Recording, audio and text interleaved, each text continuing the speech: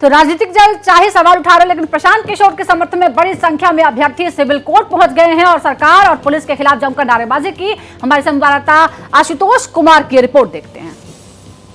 प्रशांत किशोर का civil court में पेशी से पहले प्रशांत किशोर के समर्थकों का हुजूम यहां पहुंच गया है।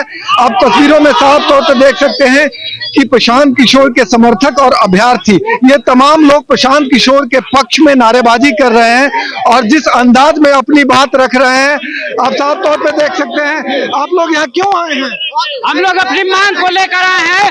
लगातार मानिए कि रात में वहाँ पे अनशन पे इतने दिन से आदमी बैठा था, ऐसे बिहार में इतने अपराधी घूम रहे हैं, रातों दिन हत्याएं हो जा रही है, लेकिन उसको पकड़ने के लिए पुलिस मर गई है और जो अनशन पे बैठे उसको भूखे लोगों को डंडा से मार के लगातार ये निकम्मी सरकार अपनी आवाज को छुपाने के लिए लगातार बच्चों पे लाठीचार्ज कर रही है।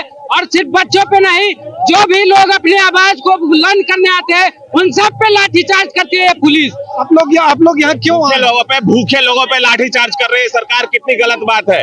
अनशन पे बैठे थे, उनको कम से कम प्यार से ले जाते, उनके पाँव में चप्पल नहीं थे।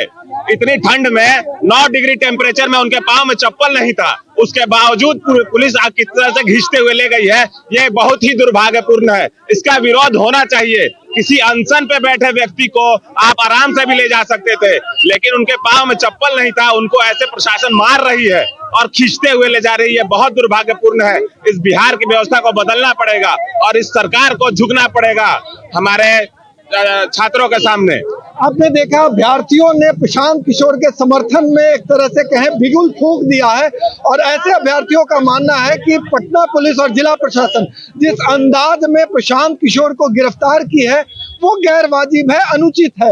यानी इस तरह से इस अंदाज में विद्यार्थियों के समर्थन में बैठे प्रशांत किशोर को गिरफ्तार नहीं किया जाना चाहिए था। इसी वजह से ये तमाम अभ्यर्थी प्रशांत किशोर की जो पेशी होने वाली है उस स्थल पर आकर विरोध प्रदर्शन कर रहे हैं। सहयोगी कैमरामैन राकेश के साथ भारत एक्सप्रेस के लिए पटना से आशुतोष कुमार। तो बीपीएससी अभ्यर्थियों का जो पूरा मामला है पूरी तरह से राजनीतिक हो चुका है। अब प्रशांत किशोर के इस अनशन से किसको फायदा होगा, किसको नुकसान होगा, इस पर हम बात करेंगे ही, लेकिन साथ ही आशुतोष कुमार हमारे सहयोगी जुड़ गए। सबसे पहले आशुतोष से ये जानते हैं, आशुतोष जानकारी क्या है, कब तक प्रशांत किशोर को अदालत में पेश किया जाएगा? मेडिकल उनका हो चुका है, आपने लोगों से भी बात की, अभ्यर्थी पहले से ही कोर्ट पहुंचे हुए हैं। बेशक किसी भी पल प्रशांत किशोर यहां पहुंच सकते हैं। इंतजामात पूरे कर लिए गए हैं, चारों तरफ फोर्स का डिप्लॉयमेंट हो गया है और आपको हमने तस्वीरों में दिखाया कि जो अभ्यर्थी या प्रशांत किशोर के समर्थक हैं वो बाहर डटे हुए हैं और पूरा फोर्स उनको रोकने की कोशिश में जुटा हुआ है।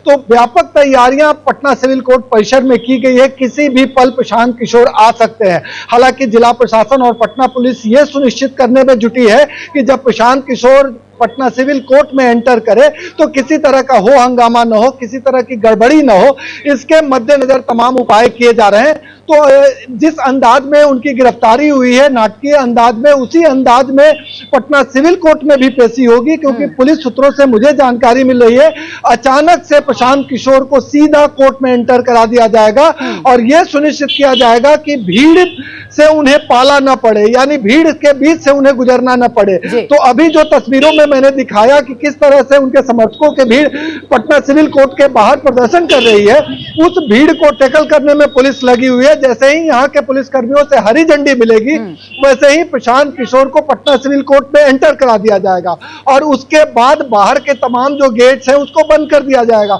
तो चारों तरफ फोर्स का डिप्लॉयमेंट है और यह सुनिश्चित कराया जा रहा है कि किसी तरह की कोई गड़बड़ी न हो। जहां तक इस पूरे प्रकरण में गिरफ्तारी की बात करें, इस तरह से आधी रात को लाठीचार्ज हुआ था।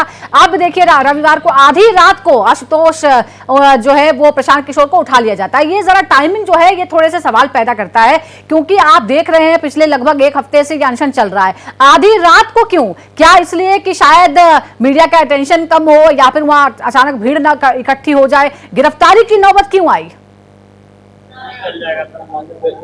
देखिए सारा कुछ नाटकीय ढंग से हुआ है। अहले सुबह गिरफ्तारी यानी 3:45 पर गिरफ्तारी के पीछे सरकार की यह मंशा थी कि ज्यादा मीडिया अटेंशन न मिले, ज्यादा गड़बड़ी करने का मौका उनके समर्थकों को न मिले, क्योंकि सर्द हवाएं चल रही है, लोग ठंड से परेशान है, लोग निकले नहीं अहले सुबह। इसका फायदा जिला प्रशासन और पटना पुलिस उठाई और गिरफ्तारी में जिन लोगों ने विरोध किया उनके खिलाफ भी कार्रवाई की।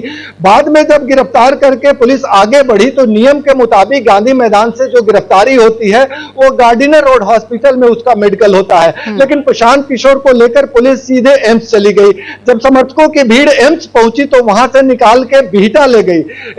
वहां पे जो ईएसआई का हॉस्पिटल है वहां मेडिकल कराने की कोशिश की, लेकिन समर्थकों की भीड़ वहां भी पहुंच गई। फाइनली उनको वहां से लुका छिपी करते हुए फतुहा में ले जाकर एक पीएससी में उनका मेडिकल कराया गया। ये जो घटनाक्रम है ये ज्यादा ही नाटकीय हो गया और इसीलिए अब इस पर राजनीति भी हो रही है, राजनीतिक बयानबाजी भी हो रही है, क्योंकि प्रशांत किशोर खुद अब राजनीतिक हो चुके हैं, अब वो ए पॉलिटिकल नहीं बचे। बहुत बहुत शुक्रिया आपका आशुतोष कुमार इस पूरी जानकारी देने के लिए।